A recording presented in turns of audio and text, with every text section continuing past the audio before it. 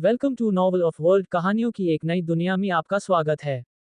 तेजवीर ने गहरी सांस ली, अपने बिखरे हुए विचारों को केंद्रित किया और उसने साइनेप्स बूस्ट सक्रिय कर दिया। उसकी इंद्रियां बाहर की ओर फैल गईं। उसने हवा में मौजूद एसेंस सार ऊर्जा को टटोलना चाहा, लेकिन कुछ गड़बड़ थी। उसके चारों ओर का अधिकांश एसेंस अकड़ा हुआ था। वह तटस्थ या मुक्त नहीं था। लगभग सारा एसेंस दूषित था। उसका प्रवाह अंधकार से दबा हुआ था, जो घने जकड़ी हुई आकृतियों में विकृत हो गया था। यह उस तरह का हस्तक्षेप था जो गति और नियंत्रण दोनों का विरोध करता था। तेजवीर ने अपनी इच्छा शक्ति को बाहर फैलाया, एसेंस को भीतर खींचने की कोशिश की, लेकिन उसने जोरदार पलटवार किया। उसने खींचा, हर धागा धीमा महसूस हुआ, मानो गीले सीमेंट में जंजीरों को घसीटा जा रहा हो। फिर एक चमक, उसके पीछे हवा में एक हलचल हुई। तेजवीर घूमा, लेकिन तेजी से नहीं। प्रकाश की एक किरण उसके निचले हिस्से पर टकराई, एक तेज झटका उसकी रीढ़ की हड्डी में लगा। दर्द बाहर की ओर फैल गया, लेकिन वह रुका नहीं। उसने अपने जनरेटर कोड को सक्रिय किया। एक धीमी गूंज उसके शरीर में फैल गई। जैसे ही वह शुरू हुआ, एसेंस पैदा करने लगा, धीरे धीरे उसके आंतरिक भंडार को भरने लगा। समय बर्बाद नहीं करना था। वह सामने की ओर घूमा और अपनी हथेली को बाहर की ओर फैलाया। उसने एसेंस को अंदर खींचने पर ध्यान केंद्रित किया, केवल स्वच्छ धागे जो उसे मिल सकते थे, भले ही वे कम थे।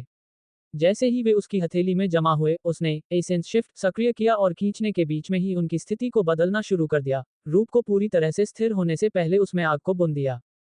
परिणाम एक अराजक मिश्रण था, अस्थिर लेकिन संभावना से भरपूर। वह अपने हाथ के ऊपर मंडराने वाले अस्थिर गोले को घूरता रहा। उसकी अग्निजनित चमक उसके चारों ओर की शेषकाली ऊर्जा से लड़ रही थी। लक्ष्य सरल था, कुछ सघन बनाना, कुछ अस्थिर, कुछ तेज। लेकिन इस जगह के बारे में कुछ भी सरल नहीं था। यहाँ का अंधेरा, वह जीवित था। उसकी धारणा गुंबद के माध्यम से बह गई, हवा में टिकी हुई, एसेंस की हर चमक को छूती हुई। उसने महसूस किया, एसेंस भी उसकी ओर पहुंचने की कोशिश कर रहा था। शायद उसके क्लास का प्रभाव, लेकिन लगभग सारा पहले ही कब्जा कर लिया गया था, अंधेरी ऊर्जा के धागों में कसकर लपेटा गया था। एहसान का जाल सिर्फ प्रभावी नहीं था, ये दम घोंटने वाला था। अग्नि अवस्था को सांस लेने में संघर्ष नहीं करना पड़ रहा था, उसे बनने से पहले ही गला घोंटा जा रहा था। तेजवीर ने अपना जबड़ा भींच लिया और अपने पास मौजूद कच्ची एसेंस को खींचने की कोशिश की, उसे आग में बदलने का प्रयास किया। लेकिन जिस पल उसने ऐसा किया, एक प्रतिरोध उसकी साइनेप्स से टकराया, मानो उसके दिमाग में कोई दीवार टकराई हो। भारी अंधकार में डूबा हुआ, उसने एसेंस के जिस भी धागे को छुआ वह पहले ही आधा जमा हुआ था, जकड़ा हुआ था। उसे घसीटना घुटने तक कीचड़ में एक चट्टान खींचने जैसा था। फिर पहली किरण आई। प्रकाश का एक तेज सफेद भाला गुंबद को फाड़ता हुआ आया और उसकी छाती पर टकराया। उसका शरीर पीछे की ओर लड़खड़ाया, दर्द उसकी पसलियों में भड़क उठा। वह छेद नहीं कर पाया, लेकिन प्रभाव इतना था कि उसका ध्यान भटक गया। हिचकिचाने का समय नहीं है। उसने फिर से खींचा, पर्याप्त एसेंस इकट्ठा करने और उसे जल्दी से अपनी हथेली के ऊपर आग के एक कसकर समूह में बदलने की कोशिश की। उसकी इच्छाशक्ति गहराई तक गई, स्थिरता लाने के लिए मजबूर करने की कोशिश की, गति लाने के लिए मजबूर करने की कोशिश की, कुछ नहीं हुआ। जैसे ही आग बनने लगी, आसपास के अंधेरे ने एक फंदे की तरह प्रतिक्रिया दी, उसे वापस स्थिरता में गला घोंट दिया। एक दूसरी किरण उसकी जांघ पर चीरती हुई गुजरी। वह कराह उठा, लेकिन उसके शरीर ने पकड़ बनाए रखी। उसके पास इन वारों को सहने के लिए पर्याप्त इच्छाशक्ति और कॉन्स्टिट्यूशन था अभी के लिए। उसका सामना यह था कि यहाँ एसेंस दो अलग अलग धाराओं में बह रहा था, अंधकार और आग। अंधकार हावी था, गाढ़ा और भारी, और एहसान के डिजाइन के अनुसार ये सक्रिय रूप से अग्नि तत्व को जकड़ रहा था। तभी उसे समझ आया कि वह उसे किस तरह का प्रशिक्षण देना चाहता था। ये सिर्फ एसेंस नियंत्रण के बारे में नहीं था, यह उसकी इच्छाशक्ति को परिष्कृत करने के बारे में था। अंधेरे के भारी दबाव के नीचे से आग खींचकर उसकी साइनेप्स को एक मांसपेशी की तरह बनाने के बारे में था। वह मुस्कुराया। उसे स्क्वैट्स पसंद थे, भारी वाले, जिनसे उसकी टांगें चीखने लगती थीं। ये भी अलग नहीं था, सिवाय इसके कि अब वजन उसके दिमाग पर था। निश्चित रूप से वह आसान रास्ता अपना सकता था। वह अपनी उत्पन्न एसेंस का उपयोग कर सकता था और मुश्किल हिस्से को छोड़ सकता था। लेकिन उस भंडार के लिए उसकी एक अलग योजना थी, एक बेहतर योजना। अभी वह वातावरण से ही कुश्ती लड़ना चाहता था, परिवेशीय एसेंस से। अगर वह उससे प्रशिक्षण ले सका, तो वह अपने सभी सहज कौशल को एक साथ तेज कर रहा होगा। एक और बात भी थी, अंधेरा। उसने आग के साथ अभ्यास किया था, वह उसकी ले जानता था। लेकिन अंधेरा, वह अभी भी एक रहस्य था। और अगर वह आग की धारा को मुक्त करना चाहता था, तो शायद उसे सीधे उसके लिए लड़ने की जरूरत नहीं थी। शायद वह अंधेरे को दूर धकेल सकता था, जगह बना सकता था और फिर आग को खींच सकता था। तेजवीर ने सांस छोड़ी, केंद्रित हुआ। इस पर काम करने के दर्जनों तरीके थे, और वह उन सभी को तब तक आजमाना चाहता था जब तक प्रशिक्षण चलता रहा। अपने दिल में, उसने एहसान को अवसर के लिए धन्यवाद दिया। एक तेज शूश की आवाज उसके दाहिनी ओर हवा को चीरती हुई गुजरी। वह आगे बढ़ा, किरण को अपने पीछे जमीन पर टकराने दिया। प्रशिक्षण आधिकारिक तौर पर शुरू हो चुका था। मांसपेशी बनाने का सबसे अच्छा तरीका, उसे जोर से तोड़ो, फिर उसे और मजबूत बनाओ। पहले उसे उसे तोड़ना था।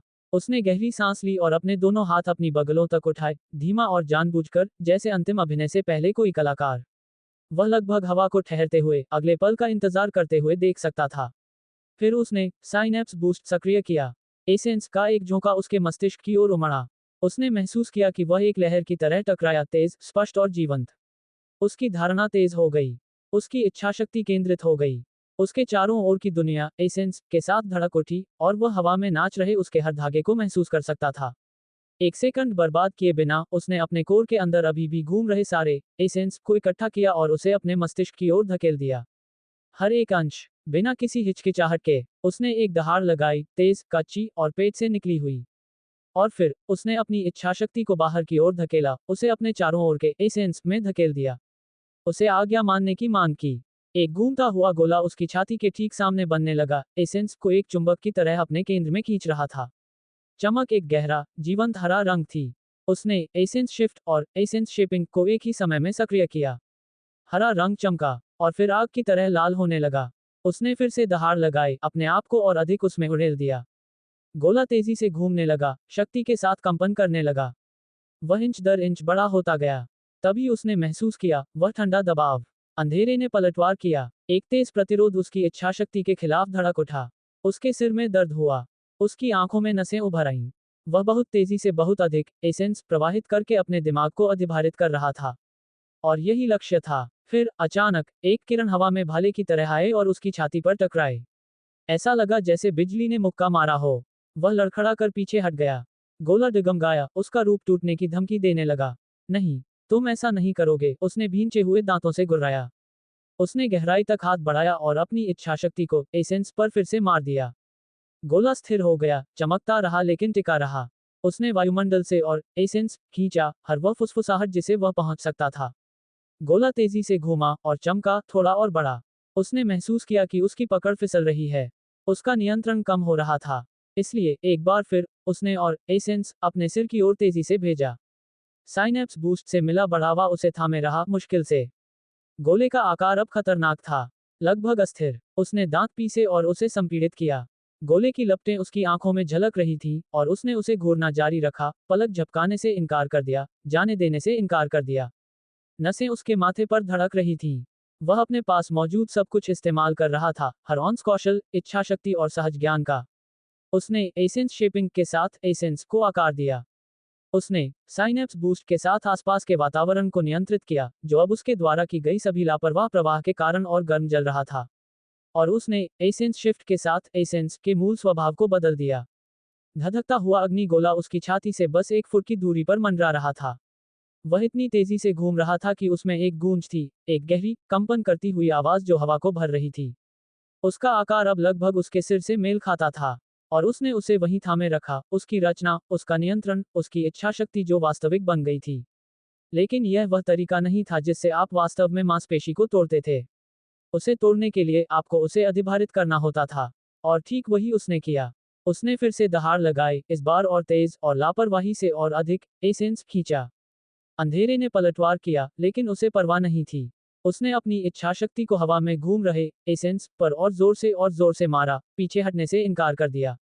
अपने मन में, उसने इसे एक शेर के साथ रस्साकशी की तरह चित्रित किया। दोनों खींच रहे थे, आग पर नियंत्रण पाने के लिए संघर्ष कर रहे थे। गोला धधक उठा, बड़ा, गर्म और अधिक जंगली हो गया। लपटें उसकी सतह के साथ नाच उठी, और उसने अपनी इच्छाशक्ति को उस पर फिर से लगाया, उसे संपीड़ित किया, उसे मोड़ा, उसे आज्ञा मानने की मांग की।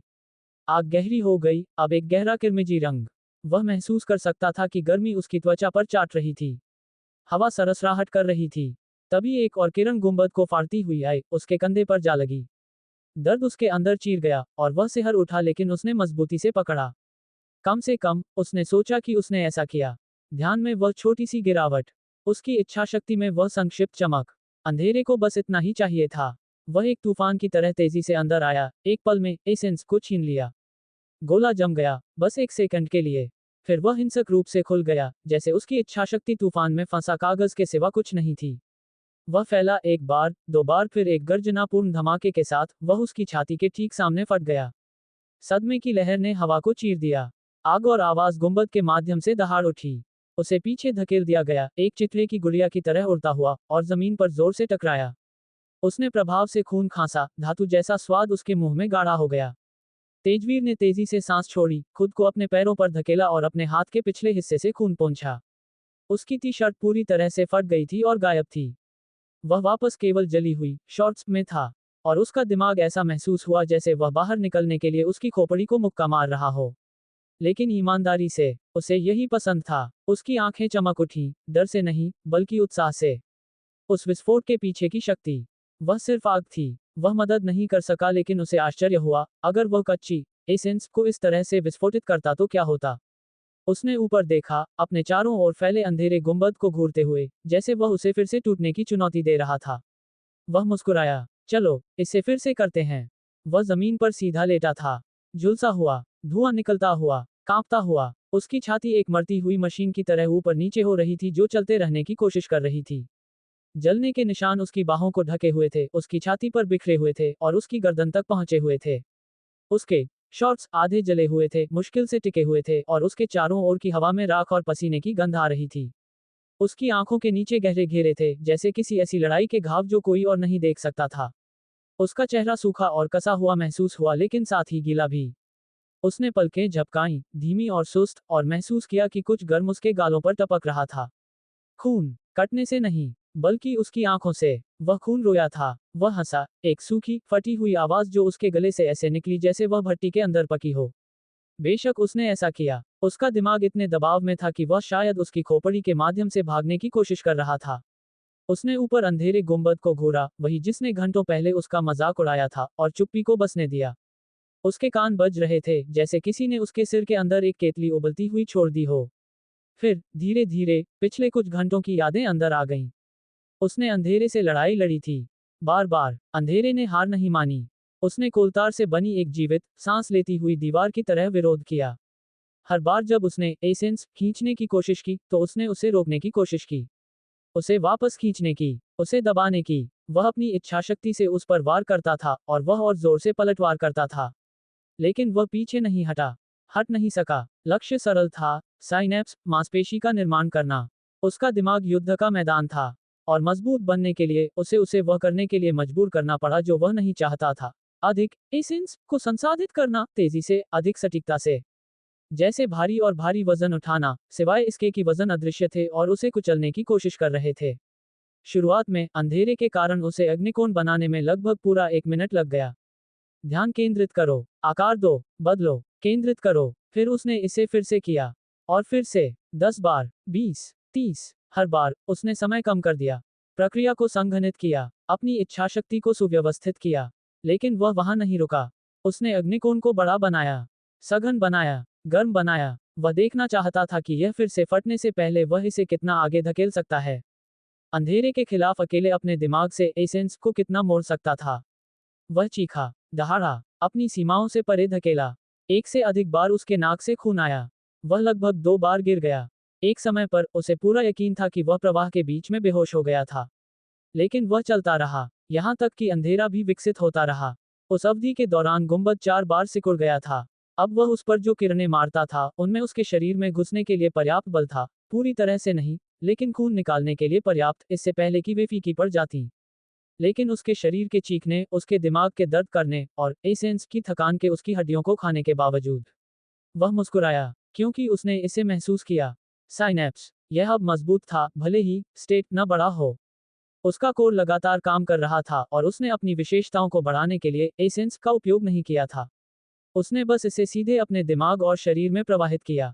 उसकी इच्छाशक्ति अधिक देर तक टिकी रही। उसकी गति बढ़ गई थी। उसका नियंत्रण अभी भी खुरदरा, लेकिन पहले से कसकर। और सिस्टम ने उसे उसके अथक ध्यान के लिए पुरस्कृत किया। उसने सूचनाओं की जांच की। कौशल स्तर बढ़ा। साइनेप्स बूस्ट स्तर 4, स्तर 5। जिस क्षण इसका स्तर बढ़ा, उसने इसे महसूस किया, जैसे उसकी खोपड़ी में एक लहर आई हो। उसकी जागरूकता और तेज विवरण में आ गई। ये सूक्ष्म था, लेकिन अचूक था। दुनिया बस थोड़ी धीमी हो गई। कण जिन्हें वह एक पल पहले मुश्किल से महसूस कर सकता था, अब उसकी धारणा के किनारे पर झिलमिला रहे थे। उसकी साइनैप्स चौड़ी हो गई थी। पहले यह एक पानी के पर्दे के माध्यम से देखने जैसा था, केवल उसी को देखता था जिस पर वह ध्यान केंद्रित करता था। लेकिन अब ऐसा था जैसे कोई पर्दा नहीं था। वह एक साथ अधिक एसेंस धाराओं को महसूस कर सकता था, उन्हें मैप कर सकता था, उन्हें अलग कर सकता था, उन्हें सहज रूप से आग या अंधेरे के रूप में टैग कर सकता था। आग और अंधेरे के बीच का तनाव अब अराजकता जैसा महसूस नहीं हुआ। यह एक पैटर्न जैसा महसूस हुआ। जटिल, लेकिन समझा जा सकता था। अंधेरा सिर्फ जकड़ नहीं रहा था, वह बह रहा था, एक सर्पिल पिंजरे में आग की धारा के चारों ओर लूप बना रहा था। जिस तरह की संरचना से आप फिसल सकते थे, अगर आपको अंतराल पता थे। वह मुस्कुराया। स्तर 5 ने सिर्फ धारणा को नहीं बढ़ाया, इसने सटीकता को जोड़ा। वह अगली सूचना पर चला गया। कौशल स्तर बढ़ा। एसेंस शिफ्ट स्तर 1 स्तर 2। परिवर्तन छोटा था, लेकिन ध्यान देने योग्य था। उसने इसे महसूस किया जिस तरह से एसेंस ने उसकी इच्छाशक्ति पर प्रतिक्रिया दी। आग में बदलाव के लिए अब उतने क्रूर ध्यान की आवश्यकता नहीं थी। एक चिकनी फिसलन थी, जैसे कच्ची और मौलिक के बीच के किनारे थोड़े नरम हो गए थे। पहले इसमें 1 या 2 सेकंड लगते थे, लगभग जैसे उसकी इच्छाशक्ति को सतह को खुरचना पड़ता था, एसेंस को संरेखण में धकेलना पड़ता था। अब यह एक अंश तेजी से हुआ। उसकी साइनैप्स पर कम दबाव, कुल मिलाकर कम प्रयास, कोई सफलता नहीं, लेकिन एक कदम। और अभी हर एक अंश ने मदद की, लेकिन एसेंस शेपिंग में कोई ध्यान देने योग्य सुधार नहीं था। उसने सोचा कि यह समझ में आता है, क्योंकि वह केवल एक ही रूप, घूमते हुए गोले के साथ काम कर रहा था। जिस तरह से उसने कौशल लागू किया उसमें अधिक भिन्नता नहीं थी। नए आकृतियों या विभिन्न हेरफेर के साथ प्रयोग किए बिना कौशल को विकसित होने का कोई कारण नहीं था। ये बार बार एक ही वजन उठाने जैसा था, उपयोगी, लेकिन सीमाओं को धकेलने के लिए पर्याप्त नहीं था। अचानक उसकी धारणा उसके दिमाग में एक सायरन की तरह भड़क उठी। सहज ज्ञान ने काम किया, और वह किनारे की ओर लुढ़क गया, ठीक उसी समय जब एक किरण ठीक वहीं टकराई जहां वह 1 सेकंड पहले लेटा हुआ था। प्रशिक्षण स्थल जहां उसका सिर था अब धुआं निकल रहा था और फुफकार रहा था। उसने एक सांस भरी हंसी छोड़ी, सदमे को दूर किया, और खुद को अपने पैरों पर धकेला। जब उसने अपना कंधा घुमाया तो उसके जोड़ों में दर्द हुआ, घंटों की सजा से मांसपेशियां दुख रही थीं। लगता है कोई अधीर हो रहा है, उसने एक मुस्कान के साथ बड़बड़ाया, उसकी आंखें उसके चारों ओर के अंधेरे गुंबद पर सिकुड़ गईं। आराम से, मेरे दोस्त। मैं बस सांस ले रहा था। उसने एक सांस ली, धीमी, गहरी, स्थिर। उसके शरीर की हर मांसपेशी में दर्द हो रहा था, कंधे कसे हुए थे, बाहें भारी थी, पैर थकान से गुनगुना रहे थे, लेकिन उसने उन सबको एक तरफ धकेल दिया। दर्द मायने नहीं रखता था। कुछ भी नहीं, सिवाय उसके चारों ओर एसेंस के एहसास के, हवा में उसकी कच्ची खिंचाव के जैसे पत्थर से गर्मी निकल रही हो। उसने हर कौशल को सक्रिय किया। Synapse boost. उसकी धारणा एक पल में तेज हो गई।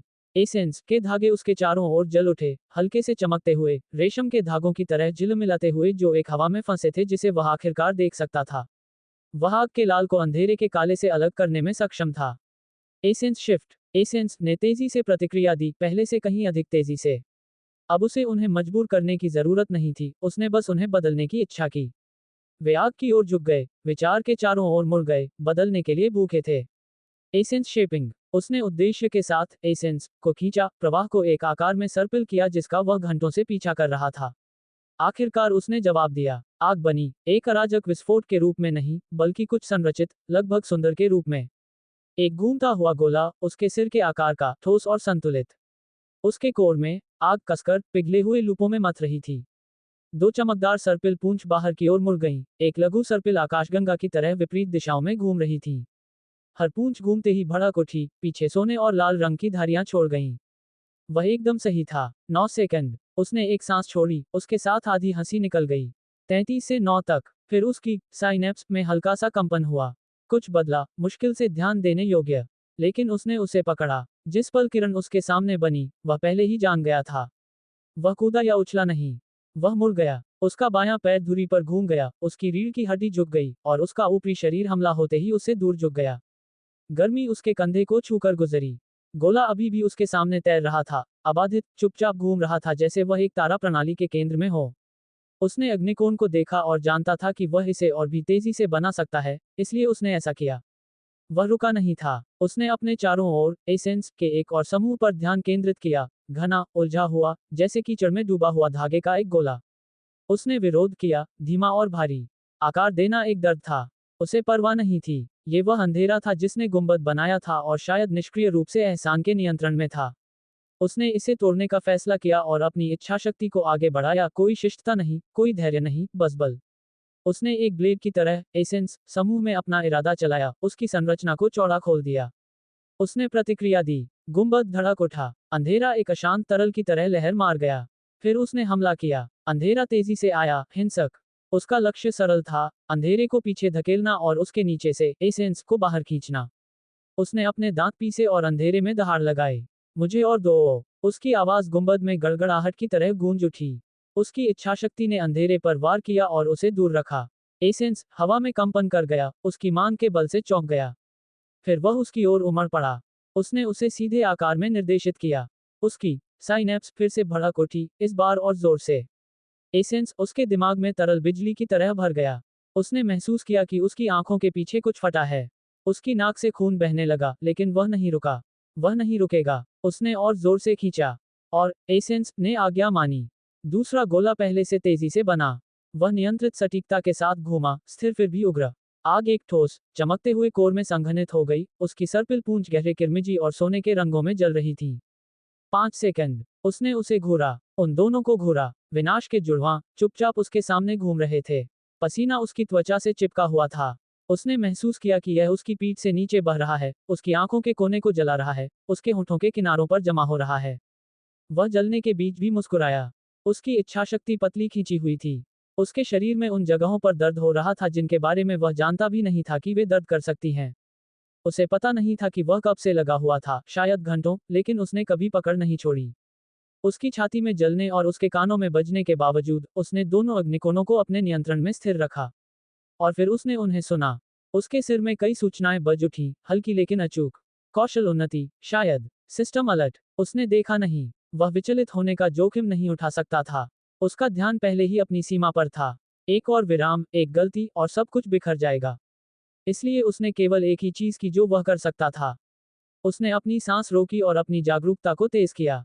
इंतजार कर रहा था। अगले हमले ने उसे ज्यादा देर इंतजार नहीं कराया।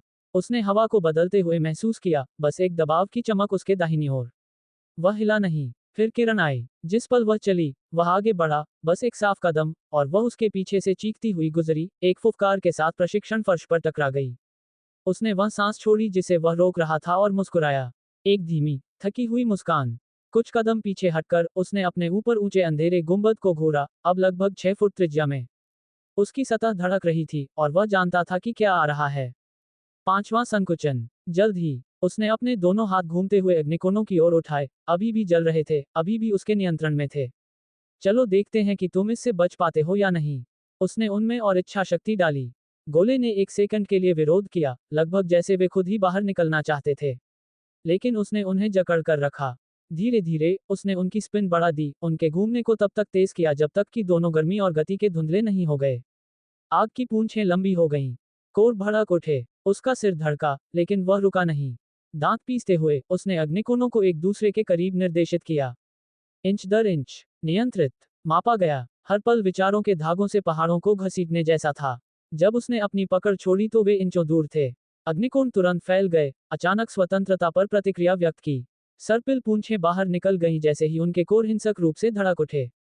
फिर, सफेद गर्म प्रकाश की एक चमक के साथ, वे टकरा गए। उसके बाद का विस्फोट एक बोतल में फंसी गड़गड़ाहट जैसा था। एक धमाका अंतरिक्ष में फटा, कच्चे बल की एक लहर जिसने गुंबद के माध्यम से एक सदमे की लहर भेजी। वह पहले ही पीछे हट गया था, लेकिन प्रभाव अभी भी एक भौतिक दीवार की तरह उससे टकराया। वह कुछ फीट फिसल गया, उसके जूते जमीन पर घिसकते रहे, लेकिन वह अपने पैरों पर टिका रहा। हाँफता हुआ, कांपता हुआ, अभी भी खड़ा था, और मुस्कुरा रहा था। फर्श को कोई नुकसान नहीं हुआ था, लेकिन गुंबद, खैर, वह इसे अपनी धारणा के माध्यम से महसूस कर सकता था। अंधेरा पतला हो गया था। बहुत, कम से कम 60% तक। वह इस बार बच गया, लेकिन एक और धक्का, और वह जानता था कि वह टूट जाएगा। उसने अपना ध्यान गुंबद से सिस्टम सूचना पर ले गया और उन्हें एक एक करके जांच की। कौशल स्तर बढ़ा। एसेंस शिफ्ट स्तर 2 योजक चिन्ह ग्रेटर देन स्तर 3। उसने खुद को सिर हिलाया।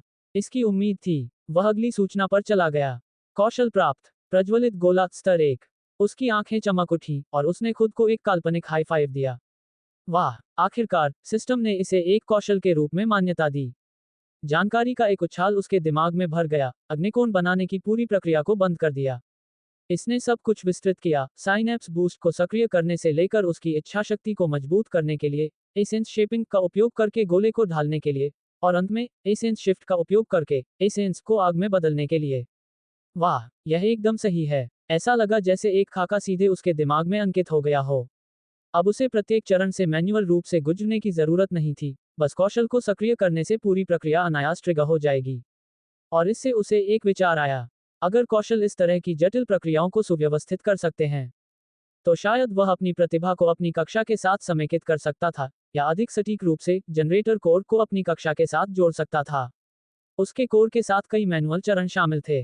उत्पन्न एसेंस के साथ अपने शरीर को मजबूत करने के लिए उसे हर बार इसे खुद ही प्रवाहित करना पड़ता था, और जनरेटर कोड में जगह बनाने के लिए उसे मैन्युअल रूप से उसमें बनने वाले एसेंस को संघनित करना पड़ता था।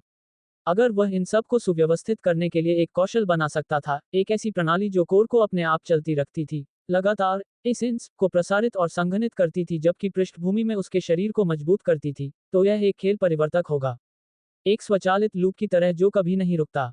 यह न केवल सब कुछ और अधिक कुशल बनाएगा, बल्कि यह भी सुनिश्चित करेगा कि उसका शरीर कभी भी उसके एसेंस से पीछे न रहे।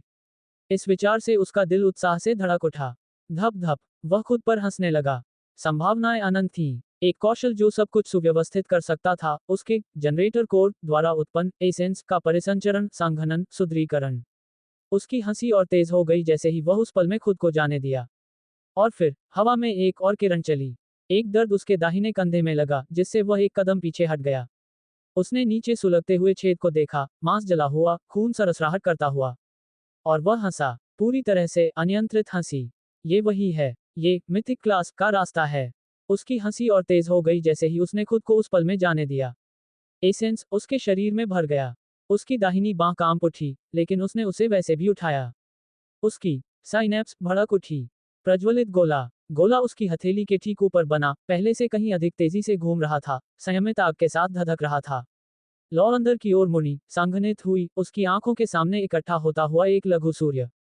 वह हंसता रहा, दर्द को अनदेखा करता रहा, थकान को, उसके चारों ओर गुंबद की धड़कती गर्मी को। अग्निकोण बढ़ता गया, 2 फीट, फिर 3। उसकी सतह नारंगी रंग की धारियों के साथ लहर मार गई, चमक उसकी आंखों में झलक रही थी जैसे ही उसने उसे घूरा। सुंदर, उसकी इच्छाशक्ति ने घूमते हुए अग्निकोण को घेर लिया और उसे गुंबद की ओर प्रक्षेपित किया। गोले ने आज्ञा मानी। वह हवा में उमड़ा और एक भारी, गूंजती हुई, थट की आवाज के साथ गुंबद पर टकराया। एक पल के लिए कुछ नहीं हुआ, फिर वह फैल गया। जिस पल अग्निकोण गुंबद से टकराया, आग की एक चकाचौंध भरी चमक फूट पड़ी।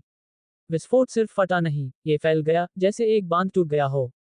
आग एक पिघली हुई बाढ़ में आगे बढ़ी, हर दिशा में दहाड़ उठी, गर्मी की लहरें अंधेरे की दीवारों से टकरा गईं। गुंबद दबाव में कांप उठा। फिर वह कराह उठा, जैसे अंदर की हवा ही भारी हो गई हो। चटक, वह आवाज जिसका वह इंतजार कर रहा था। गुंबद के पार बिजली की तरह दरारें जाली बन गईं, पहले पतली फिर गहरी, चौड़ी, तेजी से। आग की बाढ़ हर फ्रैक्चर में दबाव डाल रही थी, अंधेरे को खा रही थी जैसे वह उसके लिए भूखा था। दबाव टूट गया, गुंबद की सुरक्षा हार गई। छाया की दीवारें अंदर की ओर ढह गईं, विस्फोट के सरासर बल से अलग हो गईं। अंधेरा चीखा जैसे वह निगल लिया गया, लपटों की अटूट ज्वार से भस्म हो गया। वह वहां खड़ा रहा, खून बह रहा था और मुस्कुरा रहा था, आंखें जंगली थीं, दिल जीत के साथ धड़क रहा था। आग अभी भी फर्श पर नाच रही थी। उसकी त्वचा दर्द से जल रही थी, लेकिन वह मुस्कुराना बंद नहीं कर सका। उसने कर दिखाया, और उसे ये सुंदर लगा। वह तालियों की आवाज से अपने विचारों से बाहर निकला। यह एहसान था, मुस्कुराता हुआ जैसे वह उसकी ओर चल रहा था, हाथ धीमी, जानबूझकर ताली में अभी भी एक साथ आ रहे थे। जब उसने उसे यहाँ छोड़ा था तब से वह अलग दिख रहा था। अब उसने एक उचित नेवी नीला सूट पहना हुआ था, एक टाई के साथ पूरा। बच्चे, क्या तुम अंत में पागल हो गए थे? तेजवीर हंसा और अपने सिर के पीछे रगड़ा। आह, मैं माफी चाहता हूँ। कभी कभी मैं थोड़ा ज्यादा उत्साहित हो जाता हूँ। एहसान ने सिर हिलाया, अभी भी मुस्कुरा रहा था। मैं वह देख सकता था। लेकिन बहुत बढ़िया काम, मुझे लगता है कि हमें वह मिल गया जो हम चाहते थे। तेजवीर ने अपना सिर झुकाया। हमें, उसने आंख मारी। अपने कमरे में जाओ और आराम करो। तुम्हारे शरीर को इसकी जरूरत है। तुम यहाँ 3 दिनों से हो। उसका मुंह खुला रह गया। क्या, 3 दिन? कैसे? अंधेरे ने तुम्हारी इंद्रियों के साथ गड़बड़ी की, एहसान ने कहा। वैसे भी, तुमने अपना पहला दिन गंवा दिया, लेकिन मुझे संदेह है कि इरकास तुम्हें नियमित प्रशिक्षण सत्रों में शामिल होने देगा भी। तुम अपने साथियों से बहुत आगे हो। तेजवीर मुस्कुराया। तारीफ के लिए धन्यवाद एहसान। वह मुस्कुराया। चलो मैं तुम्हें तुम्हारे ठिकाने पर ले चलता हूँ। उसने तेजवीर के कंधे पर एक हाथ रखा, और ठीक पिछली बार की तरह, अंतरिक्ष धुंधला हो गया और अगले ही पल, वह अपने कमरे के अंदर खड़ा था। उसने उसके पीछे उसकी आवाज सुनी। ठीक है, बच्चे, मैं तुम्हारे अगले मिशन से ठीक पहले मिलूंगा। तेजवीर ने सिर हिलाया। परछाइयां उसके चारों ओर घूम उठी, उसे भस्म करना शुरू कर दिया और वह मोहित होकर देखता रहा। बस इससे पहले कि वह पूरी तरह से गायब हो जाए, उसने उसकी आवाज फिर से सुनी, दूर और गूंजती हुई। याद रखना, तेजवीर, सम्राट देख रहा है। तेजवीर की आंखें चौड़ी हो गईं। सम्राट। वह एक पल के लिए वहां खड़ा रहा, स्तब्ध, उसके शब्द उसके सिर में गूंज रहे थे। उसके विचार वापस उस पर चले गए जब एहसान ने कहा था, हमें वह मिल गया जो हम चाहते थे। क्या उसका मतलब, हमें, से सम्राट था? उसकी आंखें सिकुड़ गईं। ये कुछ ऐसा नहीं था जिसे वह टाल सकता था। सम्राट सिर्फ कोई नेता नहीं था। वह पूरी दुनिया का शासक था, रेले परिवार का मुखिया। हालांकि उनकी समग्र रूप से अच्छी प्रतिष्ठा थी, तेजवीर भोला नहीं था। दिन के अंत में, वह अभी भी एक शासक था। उसके जैसा शक्तिशाली व्यक्ति व्यक्तिगत लक्ष्यों, रहस्यों और योजनाओं के लिए बाध्य था जिन्हें अधिकांश लोग कभी नहीं जान पाएंगे। और उसके जैसा शासक, वह अपनी दुनिया में होने वाली हर चीज को जानना चाहेगा, खासकर जब इसमें अजीब कौशल या शक्तिशाली प्रतिभाएं शामिल हों। उसका दिमाग उसके आने वाले मिशन पर वापस चला गया। अरकास ने उल्लेख किया था कि उसे एक ऐसे कौशल की जरूरत थी जिसे केवल फेरेंस ही दे सकते थे। ये कुछ ऐसा नहीं था जो चुपचाप हो सकता था। अगर सम्राट वास्तव में उसे देख रहा था, तो फेरेंस से जुड़े एक मिशन के उनके रडार पर न होने का कोई तरीका नहीं था। उसने एक लंबी सांस छोड़ी। सम्राट, शायद किसी दिन मैं उससे आमने सामने मिलूंगा। उसने उस विचार को अपने सिर से झटक दिया और अपने कमरे के चारों ओर देखा। सब कुछ वैसा ही था जैसा उसने छोड़ा था, अछूता, शांत। वह चला गया, अपना फोन उठाया और तारीख की जांच की। पूरे 3 दिन बीत चुके थे। ये फिर से आधी रात के ठीक बाद था। स्क्रीन पर कुछ सूचनाएं झपकी। मिस्ड कॉल, समीर और नमिता। इससे वह मुस्कुराया। उसने अपने संपर्क खोले, एक समूह बनाया और उन दोनों को जोड़ा। फिर उसने एक त्वरित संदेश भेजा। चुप रहने के लिए माफ करना। प्रशिक्षण में फंसा हुआ था। मैं कल के सत्र में शामिल होऊंगा। फोन को एक तरफ रखकर, वह वॉशरूम की ओर बढ़ा। उसे फिर से इंसान जैसा महसूस करने में पूरे 30 मिनट लगे। उसने सूखा हुआ खून धोया, अपनी त्वचा से कालिख रगड़ दी, और गर्म पानी के नीचे तब तक खड़ा रहा जब तक कि उसकी मांसपेशियां ऐंठना बंद नहीं कर गईं। उसका कंधा अभी भी दुख रहा था जहां किरण ने उसे मारा था, लेकिन दर्द अब दूर महसूस हुआ, जैसे किसी और जीवन का एक फीका घाव। जब वह खत्म कर चुका, तो उसने ताजे कपड़े बदले और बिस्तर पर गिरा, एक सांस छोड़ी जिसे उसने महसूस नहीं किया था कि वह रोक रहा था। कमरे की चुप्पी अजीब तरह से आरामदायक थी। कोई आग नहीं, कोई परछाई नहीं, कोई फुसफुसाहट नहीं, बस ऊपर घूम रहे पंखे की हल्की गूंज। उसने छत को घूरा। सब कुछ स्थिर महसूस हुआ। अब और कोई विशाल विस्फोट नहीं, कोई फटा हुआ गुंबद नहीं, कोई एहसान कहीं से भी गूढ़ संदेशों के साथ बाहर नहीं निकल रहा था। बस उसका पुराना कमरा, उसका पुराना बिस्तर, और साबुन की एक हल्की सुगंध अभी भी उसकी त्वचा से चिपकी हुई थी। उसका पेट गड़गड़ाया। वह बैठ गया और अपना फोन उठाया। कैफेटेरिया को बुलाकर, उसने वही सारे व्यंजन ऑर्डर किए जो नमिता ने अपने लिए ऑर्डर किए थे। जैसे ही उसने इंतजार किया, उसने अपनी स्थिति को देखने के लिए ऊपर खींचा।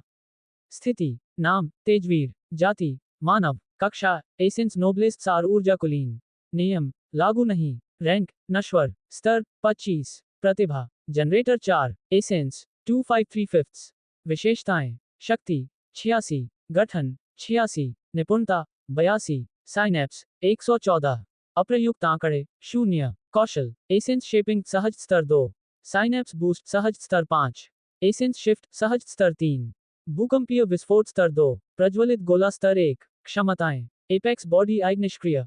उसने अपनी प्रत्येक विशेषता के माध्यम से स्क्रॉल किया, जो उसने प्राप्त किए थे, नए उन्नयनों को देखने के लिए अपना समय लिया। उसके होठों पर एक छोटी सी मुस्कान आ गई। सब कुछ आखिरकार एक साथ आना शुरू हो रहा था। उसके आंकड़े सुधर गए थे, उसका नियंत्रण तेज हो गया था, और एक बार के लिए, उसे लगा जैसे वह सही दिशा में आगे बढ़ रहा है। फिर उसकी आंखें क्षमता अनुभाग पर पड़ीं। वहां वह था, एपेक्स बॉडी निष्क्रिय अभी भी अछूता। उसने उसे एक बार भी प्रशिक्षित नहीं किया था। वह वापस झुक गया और धीरे से सांस छोड़ी। ठीक है, मुझे इसे भी शुरू करने की जरूरत है। उसके दिमाग में विचारों का एक गुच्छा घूम गया। उसे इस तरह के निष्क्रिय को ठीक से कैसे प्रशिक्षित करना चाहिए था। क्या नियमित शारीरिक प्रशिक्षण काम करेगा? या क्या इसे कुछ अधिक चरम की आवश्यकता थी, जैसे मौत के करीब की स्थितियां या उसके शरीर पर लगातार तनाव? उसके उंगलियां बिस्तर के किनारे पर थपथपाने लगी जैसे ही उसने सोचा। उसे प्रयोग करना होगा। 35 मिनट बाद दरवाजे पर एक दस्तक गूंजी। उसने दरवाजा खोला, ट्रे पकड़ी और उसे वापस अंदर ले आया। सुगंध तुरंत उससे टकराई, गर्म, मीठी और मसालेदार, सब एक साथ। ठीक जैसा उसने कल्पना की थी। मुस्कुराते हुए उसने ट्रे नीचे रखी, अपना फोन पकड़ा और ऊपर से पकवान की एक त्वरित तस्वीर ली। फिर उसने समूह चैट खोली और एक साधारण संदेश के साथ फोटो भेजा, अंदाजा लगाओ मैं क्या खा रहा हूँ। उसने हर निवाला का आनंद लेते हुए जल्दी से भोजन समाप्त कर दिया। फिर उसने एसेंस की सभी 25 इकाइयों को अपने साइनैप्स में स्थानांतरित कर दिया। उसके बाद उसने जनरेटर कोड को सक्रिय कर दिया ताकि वह रात भर एसेंस का उत्पादन शुरू कर सके। सब कुछ सेट होने के साथ वह लेट गया और आखिरकार खुद को नींद में बहने दिया। अगले दिन वह ताज़ा और उत्साहित महसूस करते हुए उठा। स्तर पीसने से पहले उसने आखिरकार अपने लक्ष्यों की लंबी सूची में से एक चीज को जांच लिया था। अब जो कुछ बचा था वह था एक रक्षात्मक कौशल, एक चाल कौशल, वास्तव में एक लाठी स्टाफ का उपयोग करना सीखना, एक लाठी आधारित क्षमता सीखना, एपेक्स बॉडी निष्क्रिय का पता लगाना और बैंगनी एसेंस के साथ प्रयोग करना। उसने छत को घूरा और एक लंबी सांस छोड़ी।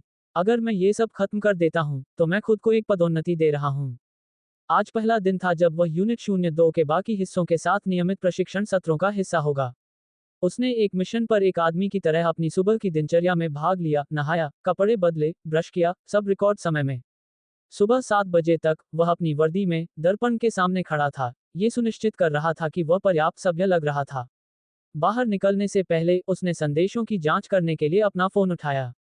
नमिता से एक जवाब था, जो उसने कल रात उसे भेजे गए भोजन की तस्वीर का जवाब था। नकलची, तुम उबाऊ हो। उसने स्क्रीन पर पलक झपकाए। उबाऊ? मैं? उसने आधे हंसते हुए जोर से कहा। उसने सोचा कि वह बस चिढ़ा रही थी और आगे बढ़ गया। वह अपने कमरे से बाहर निकला और समीर के पास चला गया। जब उसने दस्तक दी तो दरवाजा लगभग तुरंत खुल गया। इसने उसे चौंका दिया। वह पूरी तरह से जागा हुआ और युद्ध के लिए तैयार लग रहा था, हाथ में तलवार थी। तेजवीर भौहें सिकोड़ी। कैसे? उसने पूछा, पहले से ही जानता था कि समीर के लिए इतना जीवित होना बहुत जल्दी था। उसने आह भरी और अपने बालों में एक हाथ फेरा। यह उप कमांडर जूही है। प्रशिक्षण 7:30 बजे शुरू होता है। अगर तुम एक सेकंड भी देर करते हो तो वह तुम्हें सबके सामने पीटेगी। गंभीरता से। मुझे नहीं लगा कि वह उस तरह की थी। वह हमेशा मुझे काफी शांत लगती थी। समीर बाहर निकला, दरवाजा अपने पीछे बंद कर दिया। शांत? भाई, वह शांत के विपरीत है। वह औरत पागल है। ओह, अब जब मैं इसके बारे में सोचता हूँ, क्या यह अजीब नहीं है कि हमारे चारों ओर हर कोई थोड़ा पागल है?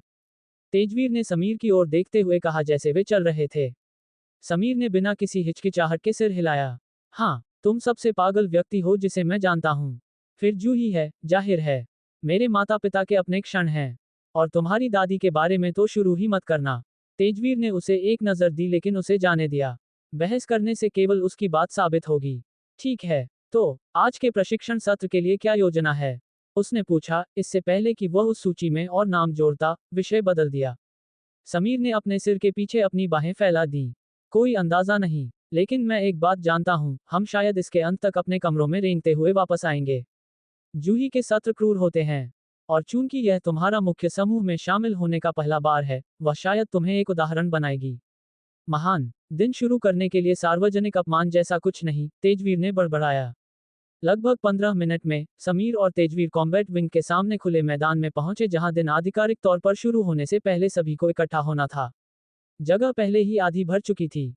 तेजवीर ने भीड़ को स्कैन किया, यहाँ और वहां परिचित चेहरे देखे, फिर उसकी आंखें राज पर पड़ीं। उसने अपनी कोहनी से समीर को गुदगुदी की और सूक्ष्मता से उसकी दिशा में इशारा किया। फिर उसने उसे बताया कि उसने पिछली रात राज के साथ क्या किया था। समीर ने राज को एक लंबी, अपठनीय नजर दी। जब तेजवीर ने समझाया कि उसने क्या किया था, तो उसकी आंखें सिकुड़ गईं। किसी तरह ये गलत महसूस होता है, उसने धीरे से कहा। तेजवीर ने सिर हिलाया। हाँ, मैं जानता हूं कि तुम्हारा क्या मतलब है। मुझे वास्तव में बाद में थोड़ा बुरा लगा। लेकिन अगर मुझे इसे फिर से करना पड़ा, तो मैं करूंगा। कोई हिचकिचाहट नहीं। तुम्हारे बारे में क्या? समीर ने अपनी आंखें राज पर रखी, फिर कंधा उचकाया। मुझे लगता है कि मैं भी करूंगा। मेरा मतलब है, हाँ, ये बदमाशी है, लेकिन अगर योजना वास्तव में काम करती है और वह हमें पकड़ लेता है, तो वह निश्चित रूप से हमें पछतावा करवाएगा। तेजवीर उस पर हंसा। वह सही था। अगर राज कभी उनके हाथों में आ गया, तो वे गंभीर संकट में होंगे। और होल्ट परिवार के बारे में उसने जो सुना था, उसे जानने के बाद उनका अंत सिर्फ बुरा नहीं होगा, ये सबसे बुरे तरीके से महान होगा। उसने समीर को देखा। तो तुम इस बार क्यों नहीं करते? तुम मेरे सबसे अच्छे दोस्त हो, तुम्हें भी बदमाशी में शामिल होना चाहिए। समीर ने एक भौं उठाई। नियमों का क्या? तेजवीर हंसा और सिर हिलाया। नियम कमजोरों के लिए हैं। और हम अभी कमजोर नहीं हैं, भाई। समीर ने एक आह भरी, अपनी तलवार पर पट्टा समायोजित किया और बिना एक शब्द कहे आगे बढ़ा। वह भीड़ के बीच से चला, राज की ओर अपने रास्ते पर कई सैनिकों को पार करते हुए। तेजवीर उसके ठीक पीछे चला, हाथ उसकी जेब में, उत्सुक था कि यह कैसे चलेगा। जैसे ही वे करीब आए, राज के समूह ने उन्हें देखा। एक एक करके वे उनसे सामना करने के लिए घूम गए, आंखें तेज थीं, मांसपेशियां बस थोड़ा कस रही थीं। वे डरे हुए नहीं थे, अभी तक नहीं, लेकिन वे निश्चित रूप से सतर्क थे। तेजवीर मुस्कुराया और राज को लहराया जैसे वे सबसे अच्छे दोस्त थे। उसकी आंखें सिकुड़ गईं जिस पल उसने उसे देखा, फिर समीर पर चली गईं जो उसके बगल में खड़ा था। तनाव पहले ही बढ़ने लगा था। समीर राज के सामने रुका और उसकी आंखों में सीधे देखा। तुमने अभी तक मुझसे माफी नहीं मांगी है।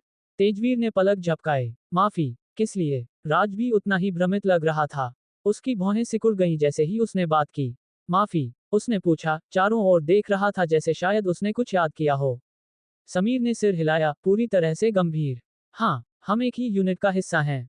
और तुमने मुझे चेक पॉइंट मिशन के दौरान पीछे छोड़ दिया। तुमने मेरा इस्तेमाल किया। तुम्हें नहीं लगता कि मैं उसके लिए माफी का हकदार हूँ? तेजवीर ने उन्हें देखते हुए अपनी ठुड्डी को खरोंचा। वाह, भाई यहाँ एक पूरी कहानी बना रहा है।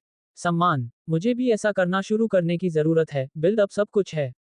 उनके चारों ओर फुसफुसाहटें उठने लगीं। और लोगों ने जो कुछ वे कर रहे थे उसे रोक दिया और देखने के लिए मुड़ गए। ये दिलचस्प होने वाला था। राज ने अपना चेहरा बचाने की कोशिश करते हुए चारों ओर देखा। परिस्थिति ने इसकी मांग की, उसने जल्दी से कहा। मैं और कुछ नहीं कर सकता था। समीर कुछ सेकंड के लिए चुप रहा, बस घूरता रहा। फिर उसने एक छोटा सा सिर हिलाया। अगर तुम ऐसा कहते हो। लेकिन मुझे अभी भी लगता है कि मुझे माफी की जरूरत है। फिर, बिना किसी चेतावनी के, वह अंदर आया और अपनी म्यान वाली तलवार को सीधे राज के पेट में घुमाया। टकराव की आवाज एक ढोल की तरह गूंज उठी। राज एक हाँफते हुए आगे झुक गया और लड़खड़ा कर पीछे हट गया, अपने पेट को पकड़ लिया। इससे पहले कि कोई प्रतिक्रिया कर पाता, समीर घूमा और म्यान वाले ब्लेड के बीच को राज के गाल पर मारा। थप्पड़ जैसी दरार पूरे स्थान पर गूंज उठी। राज वापस उड़ गया और फर्श के साथ फिसल गया, एक ही वार में लड़ाई से बाहर हो गया। समीर ने एक गहरी सांस ली, अपने घुटनों को थोड़ा मोड़ लिया और एक धुंधलापन में गायब हो गया। तेजवीर ने अपनी आंखों से उसे ट्रैक किया।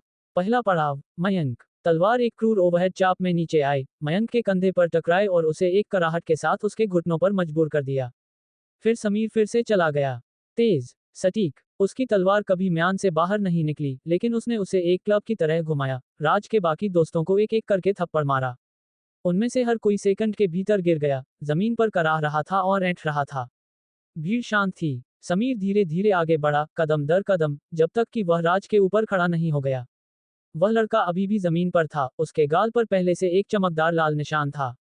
समीर ने अपनी तलवार के किनारे से राज के गाल को हल्के से टैप किया और एक ठंडी आवाज में कहा, देखो, इस परिस्थिति ने मांग की कि मैं तुम्हें इधर उधर मारूं। मैं और कुछ नहीं कर सकता था। तेजवीर मुस्कुराया। अच्छा, वह एक साफ खत्म था। वह लगभग ताली बजाता, लेकिन इससे पहले कि वह कुछ कह पाता, एक परिचित आवाज गूंज उठी, शांत, मजबूत और भयानक। क्या ऐसा है, समीर? तेजवीर जम गया। उसका सिर चारों ओर घूम गया। पलक झपकते ही, उप कमांडर जूही समीर और राज के बीच खड़ी थी। एक सेकंड वह वहां नहीं थी, अगले ही पल वह थी। उसने उसे चलते हुए देखा भी नहीं। समीर ने ठीक होने की कोशिश की। ओह, उप कमांडर, उसकी बात पूरी नहीं हो पाई। जुनून की मुट्ठी हथौड़े की तरह उसके पेट पर पड़ी। समीर का शरीर वार के जोर से झुक गया, फिर वह किसी कपड़े की गुड़िया की तरह पीछे की ओर उड़ गया। वह मेरे ठीक सामने एक जोरदार धमक की आवाज के साथ अपनी पीठ के बल गिरा। मैंने नीचे देखा। वह अपना पेट पकड़े हुए, दर्द से कराह रहा था, आंखें चौड़ी और भ्रमित थीं, और वह मेरी ओर घूर रहा था। जैसे पूछ रहा हो, ये सब क्या हो गया? मैंने धीरे से ऊपर देखा। जुनून अब हमारी ओर आ रही थी, उसकी आंखें शांत थीं, लेकिन वह शांति किसी भी गुस्से से कहीं ज्यादा भयावह थी। मैं हिला नहीं। मैंने सांस तक नहीं ली। ये जो कुछ भी था, चाहे वह नाटक कर रही थी या वास्तव में गंभीर थी, मैंने एक शब्द भी नहीं कहा। मैं बस चुप रहा। फिर जुनून बोली, नियम होते हैं, उसने कहा। और नियमों का पालन करना होता है। इससे पहले कि मैं पलक झपकता, वह मेरी नजर से गायब हो गई। मेरी सहज बुद्धि चिल्ला उठी।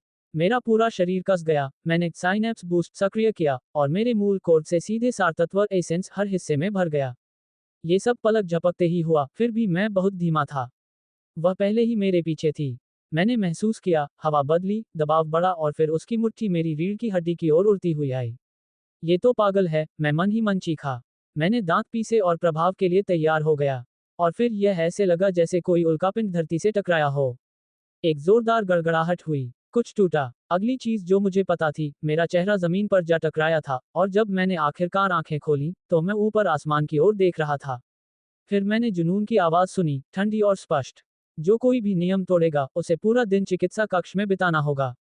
अगर तोड़ना जारी रहा, तो यह 1 महीने में बदल जाएगा। समीर और मैं दर्द से कराहते हुए चिकित्सा कक्ष के बिस्तरों पर लेटे थे। विवान पास में खड़ा था, हाथ बांधे हमारी ओर देख रहा था। आखिरकार वह बोला, जुनून। मैंने धीरे से सिर हिलाया। पागल है, उसने बुदबुदाया। मैंने एक शब्द नहीं कहा। मैंने दोबारा सिर भी नहीं हिलाया। कौन जानता था कि वह कहीं छाया में छिपकर सुन रही होगी। विवान ने आह भरी और जोड़ा, कमांडर ने मुझे तुम दोनों का इलाज करने के लिए कहा है, भले ही नियमों के अनुसार तुम्हें पूरे दिन दर्द सहना चाहिए। इतना कहकर वह तेजी से आगे बढ़ा और 1 मिनट के भीतर समीर और मैं वापस अपने पैरों पर थे। पूरी तरह से ठीक। हमने एक दूसरे को घूरा। मुझे हंसी रोकने के लिए अपने गाल का अंदरूनी हिस्सा काटना पड़ा। समीर के होंठ फड़क रहे थे, जैसे वह भी इसी लड़ाई से जूझ रहा हो। मैंने अपना गला साफ किया और कहा, यह वास्तव में थोड़ा अच्छा लगा। समीर ने सिर हिलाया। हाँ, हमें और अक्सर खलनायक की भूमिका निभानी चाहिए। मैंने जवाब में सिर हिलाया, अपने भविष्य के खलनायक वाली योजनाओं को साझा करने के लिए तैयार था। तभी मैंने अचानक अपने पीछे कमांडर अर्कस की आवाज सुनी। जुनून, धत। मैं सरासर सदमे से उछल पड़ा। ये बूढ़े लोग हमेशा भूतों की तरह मेरे ऊपर क्यों झपट पड़ते हैं। अर्कस ने बात जारी रखी। जुनून ने ज्यादा सख्ती तो नहीं की, है ना। मैंने इतनी तेजी से सिर हिलाया कि वह लगभग गिर ही जाता, और समीर ने भी तुरंत वैसा ही किया। मैंने जोड़ा, नियमों का पालन किया जाना चाहिए। अर्कस ने धीरे से सिर हिलाया। अच्छा है, ये देखकर अच्छा लगा कि तुमने अपना सबक सीख लिया है। हम दोनों चुपचाप खड़े रहे, अर्कस को घूरते रहे। लगभग एक पूरा मिनट बीत गया। उसने एक शब्द नहीं कहा, बस हमें ऐसे देखा जैसे कुछ तय कर रहा हो। फिर अंत में वह बोला, चलो। और फिर यह हुआ। दुनिया पलट गई, ऊपर नीचे हो गया, अंतरिक्ष धुंधला हो गया, और पलक झपकते ही मैंने खुद को एक और प्रशिक्षण कक्ष में खड़ा पाया। अर्कस के बोलने से पहले मुझे अचानक बदलाव को समझने का भी मुश्किल से समय मिला। तेजवीर, यही तुम प्रशिक्षण लोगे। मैंने वह सब कुछ इकट्ठा कर लिया है जिसकी तुम्हें जरूरत होगी। फिर 1 सेकंड बर्बाद किए बिना वह समीर की ओर मुड़ा। चलो। मेरा सिर तेजी से ऊपर उठा। रुको। क्या, कमांडर? मैंने जल्दी से पुकारा। अर्कस रुका। क्या, नियमित प्रशिक्षण सत्र का क्या? मैंने पूछा। उसने अपना सिर थोड़ा झुकाया। तुम्हारे लिए बेकार है। इससे पहले कि मैं बहस कर पाता, उसके और समीर के चारों ओर बिजली कड़क उठी। एक पलक के बाद वे गायब हो गए। मैंने सांस छोड़ी। जो भी हो, मैं बस आरुषि के सामने रौब दिखाना चाहता था। मुझे पता था कि नियमित प्रशिक्षण मेरे लिए ज्यादा कुछ नहीं करेगा, लेकिन फिर भी आरुषि के साथ कुछ समय बिताना बुरा नहीं होता। एक आह के साथ मैं मुड़ा और कमरे का जायजा लिया। विशाल, खाली हॉल के केंद्र में एक काला कपड़ा पड़ा था। विपरीतता तुरंत नजर आई। पूरा कमरा विशाल था, मेरे पिछले प्रशिक्षण स्थान से बहुत बड़ा, सफेद दीवारें, सफेद छत और सफेद फर्श। और इन सब के बीच में बस एक काला कपड़ा। उत्सुकता से मैं आगे बढ़ा और उस पर रखी वस्तुओं को देखने के लिए नीचे झुका। काले कपड़े पर 3 समलन क्रिस्टल, इन्फ्यूजन क्रिस्टल्स और 1 फुट लंबी छड़ी करीने से रखी थी। मैं मुस्कुराया। आखिरकार, मैं अर्कस का इंतजार कर रहा था कि वह मुझे कुछ कौशल और एक उचित छड़ी दे। हर क्रिस्टल के साथ एक छोटा टैग जुड़ा था, रक्षा, गति और छड़ी। समलन क्रिस्टल तेज, त्रिकोणीय आकार के थे और मेरी उंगली जितने लंबे थे। उनकी चिकनी, कांच जैसी सतहें प्रकाश में चमक रही थीं, सभी का रंग गहरा, चमकता हुआ नीला था। उनके अंदर हल्के नीले रंग के घूमते हुए पैटर्न ऐसे चल रहे थे, जैसे फंसा हुआ कोहरा हो। समलन क्रिस्टल स्मृति या दृष्टि आधारित क्रिस्टल थे जिनमें रिकॉर्ड किए गए कौशल अनुक्रम होते थे। एक बार सक्रिय होने पर, वे कौशल की एक विस्तृत दृष्टि सीधे उपयोगकर्ता की स्मृति में छाप देते थे। हालांकि, सिस्टम तभी कौशल को स्वीकार करेगा जब मैं उसे संतोषजनक दक्षता पर करता, कम से कम स्तर 1 निष्पादन पर। लेकिन इन क्रिस्टल का एक काला पहलू भी था। वे मृत प्रेत फैंटम्स से बने थे। जब भी कोई प्रेत मारा जाता था, 10% संभावना होती थी कि सिस्टम उसके ज्ञान का एक टुकड़ा निकालेगा और एक समलन क्रिस्टल बनाएगा। चूंकि प्रेतों में मृत मनुष्यों और प्राइम यूनिवर्स की अन्य जातियों की आत्माएं होती थीं, सिस्टम उनकी मृत्यु पर उनके शेष कौशल को काट सकता था। मैंने इस विचार पर आह भरी।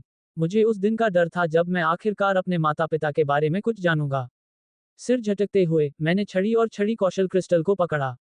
मैंने छड़ी पर भौहें से कोड़ी, ये सोचते हुए कि इतनी छोटी चीज का मुझे क्या करना है।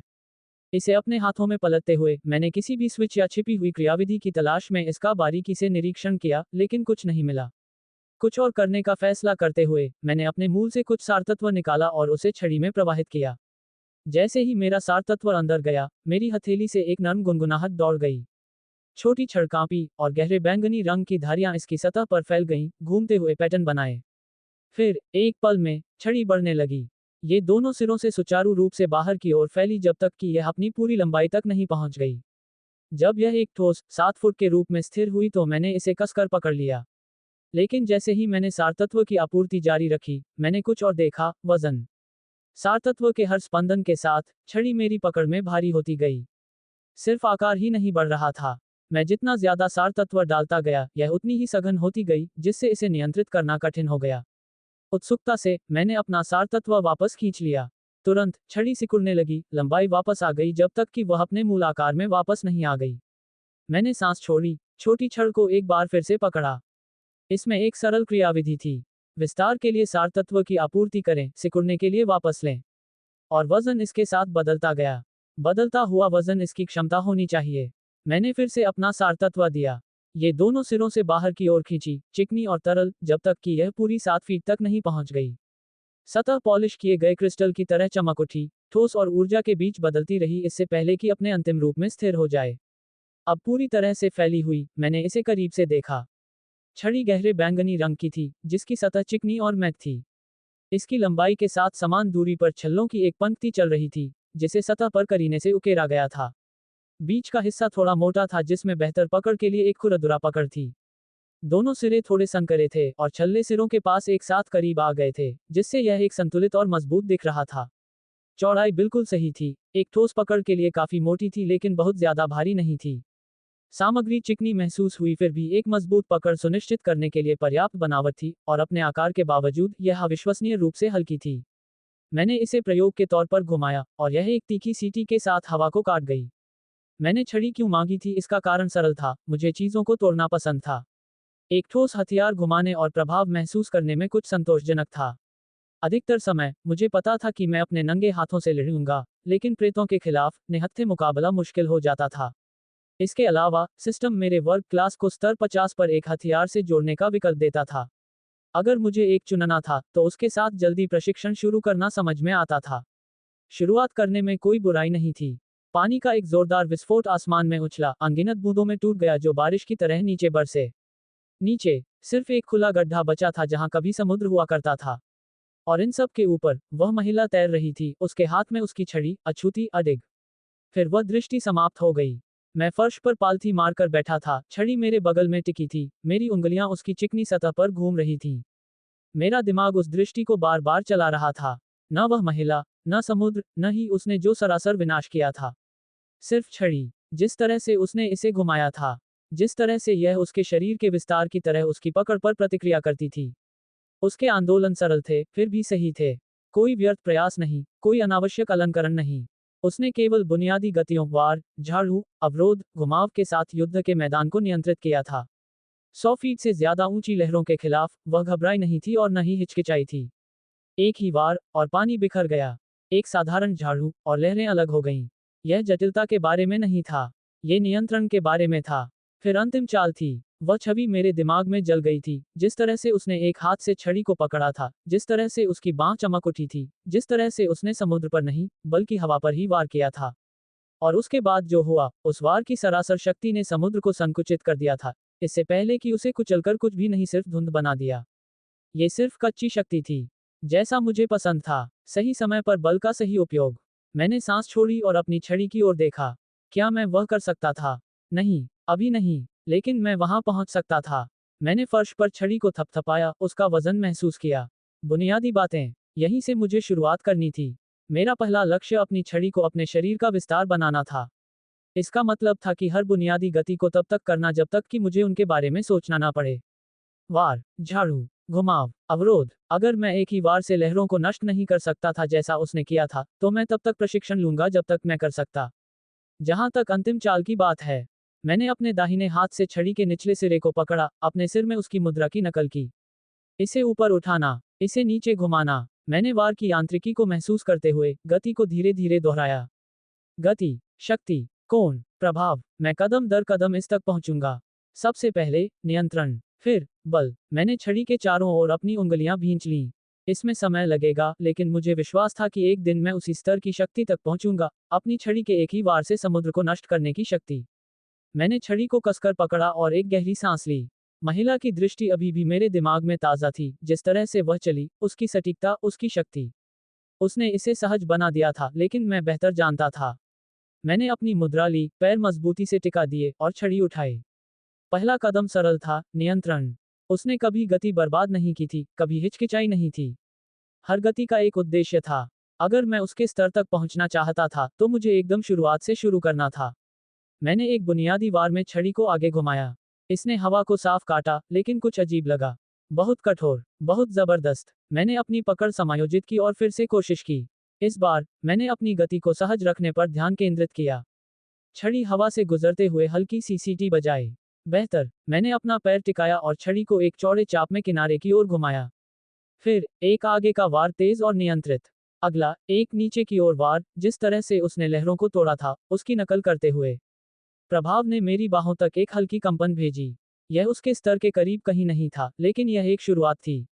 मैं एक घुमाव में चला गया, छड़ी को अपने हाथों में घूमने दिया इससे पहले कि फिर से वार करता। इस बार मैंने अपने चारों ओर हवा में एक छोटा सा बदलाव महसूस किया। यह ज्यादा नहीं था, लेकिन इसका मतलब था कि मैं कहीं पहुंच रहा था। मैंने सांस छोड़ी, अपने कंधे घुमाए। बुनियादी बातें सरल थीं, लेकिन जिस तरह से उसने उन्हें किया था, इतना स्वाभाविक, इतना परिष्कृत, वह असली चुनौती थी। अपनी आंखें बंद करते हुए, मैंने साइनेप्स बूस्ट सक्रिय किया, जिससे मेरी धारणा मेरे मांसपेशियों के हर इंच को कवर कर सके। फिर मैंने फिर से शुरू किया। मैंने छड़ी को अपने सिर के ऊपर उठाया, दोनों हाथों से कसकर पकड़ा। ये वह चाल थी जिसे मैंने परिष्कृत करने के लिए चुना था, दो हाथों का वार। सरल, सीधा और विनाशकारी। अगर सही किया गया, तो ये सिर्फ एक हमला नहीं होगा। यह एक निष्पादन होगा। मैंने कल्पना की कि एक दुश्मन मेरे सामने खड़ा है, जिसका कोई चेहरा या नाम नहीं है। मैं सिर्फ हवा में नहीं झूल रहा था। मैं इस छड़ी को उनकी खोपड़ी पर नीचे ला रहा था, जिसका लक्ष्य उन्हें एक ही वार में कुचल देना था। कोई दूसरा मौका नहीं, कोई हिचकिचाहट नहीं। मैं छड़ी को नीचे लाया। बहुत धीमा, यहां तक कि जब मैंने गति पूरी की, मेरे साइनेप्स ने कमियों का पता लगाया। मेरी पकड़ सही नहीं थी, मैंने बहुत कस दिया था, गति को प्रतिबंधित कर दिया था। मेरे कंधे कस गए थे, वार के प्राकृतिक प्रवाह को मार रहे थे। प्रभाव साफ नहीं होता, यह मजबूत होता, जरूर, लेकिन ये घातक नहीं होता। मैंने गहरी सांस ली और अपनी मुद्रा को रीसेट किया। फिर से, मैंने छड़ी उठाई, अपनी पकड़ समायोजित की और अपनी उंगलियों से लेकर पैरों तक हर मांसपेशी पर ध्यान केंद्रित किया। इस बार, मैंने अपने कंधों को बस थोड़ा सा आराम दिया, जिससे गति बिना प्रतिरोध के आगे बढ़ सके। मेरे साइनेप्स ने गति को ट्रैक किया, मेरे शरीर में बल वितरण का मानचित्रण किया। मैंने नीचे वार किया। बेहतर, सही नहीं। मैंने चाल दोहराई, हर बार छोटे समायोजन किए। मेरी बाहों को तेज गति से नीचे आना था। मेरे मूल को गति को स्थिर करने की जरूरत थी। मेरे पैरों को जमीन से ऊपर की ओर ज्यादा शक्ति उत्पन्न करने की जरूरत थी। फिर से, हर बार, मैंने चाल को तेज होते महसूस किया। मेरे साइनेप्स से प्रतिक्रिया एक अदृश्य प्रशिक्षक की तरह मेरा मार्गदर्शन करती थी, कमजोर बिंदुओं को उजागर करती थी, कोनों को समायोजित करती थी, हर छोटी सी कमी को परिष्कृत करती थी। फिर, मैंने कुछ अलग करने की कोशिश की। गति को समग्र रूप से सोचने के बजाय, मैंने इसे टुकड़ों में तोड़ दिया। उठाना, मेरी मांसपेशियों में तनाव, वार से पहले शिखर पर संक्षिप्त विराम, फिर बल का विस्फोट जब मैं इसे नीचे लाया। मैंने उन बिंदुओं को छोड़कर सब कुछ छोड़ दिया। फिर मैं चला, छड़ी बल के साथ नीचे आई, हवा को काटते हुए। मैंने अपने चारों ओर हवा के दबाव में एक छोटा सा बदलाव महसूस किया, मेरी त्वचा के खिलाफ एक हल्की गति। एक तीखी, हुश की आवाज आई, साफ और कुरकुरी, जैसे एक ब्लेड हवा को काट रहा हो। मैंने इसे ध्यान से सुना, आवाज को याद किया। मैंने सांस छोड़ी। ये वही था। अब, मुझे इसे सिर्फ 1000 बार और करना था। मैंने छड़ी उठाई। इस बार वारों को गिनने का फैसला किया। पैर टिकाए, पकड़ मजबूत, शरीर स्थिर, साइनेप्स बूस्ट सक्रिय, सब कुछ तेज कर रहा है। मैंने छड़ी का वजन, अपनी बाहों में तनाव, मेरे चारों ओर हवा में बदलाव महसूस किया। लेकिन मैंने जल्दी नहीं की। सबसे पहले, मैं धीरे चला। 1, छड़ी एक साफ चाप में नीचे आई, हवा को काटते हुए। 2, गति दोहराई गई। मैंने अपनी सांस स्थिर रखी, सुनिश्चित किया कि वार का हर हिस्सा नियंत्रित हो। 3, हुश की आवाज हल्की थी, मुश्किल से ध्यान देने योग्य। मैंने गति बढ़ाई। 10, छड़ी तेजी से चली, लेकिन मैंने इसे जोर नहीं दिया। मेरी मांसपेशियों ने स्वाभाविक रूप से समायोजित किया, गति के अनुकूलन किया।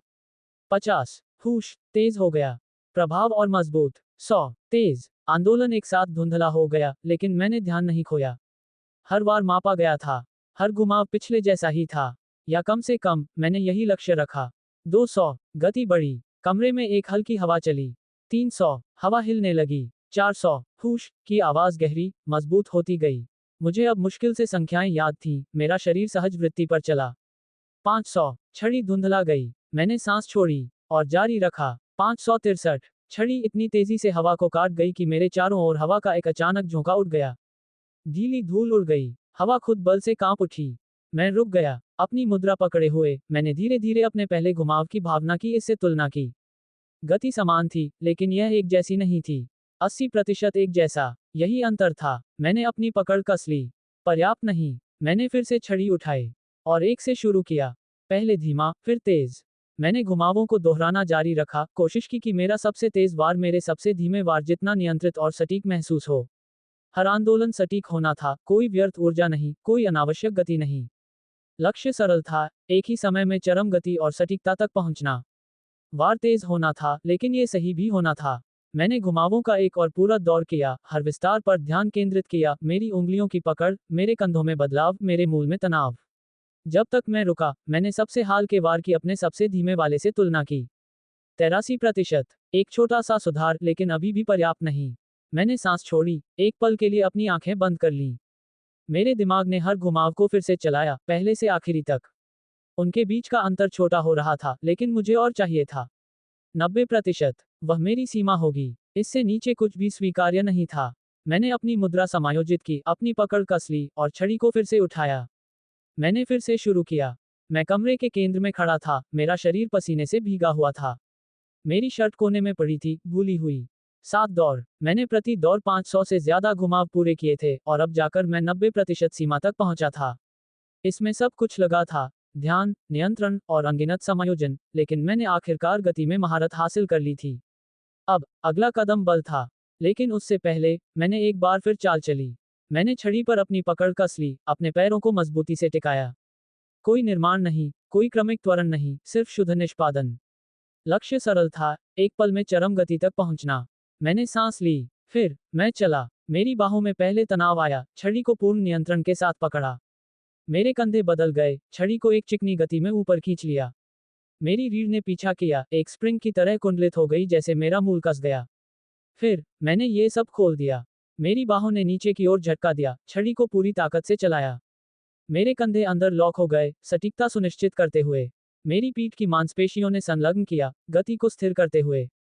मेरे पैरों ने फर्श के खिलाफ खुद को मजबूत किया, प्रभाव को अवशोषित करते हुए, जैसे बल मेरे माध्यम से यात्रा करता था। छड़ी ने हवा को काटा। कमरे में एक तीखी हुश गूंजी। हवा हिली, वार से बाहर की ओर चली, मेरी त्वचा के पास से गुजरती हुई।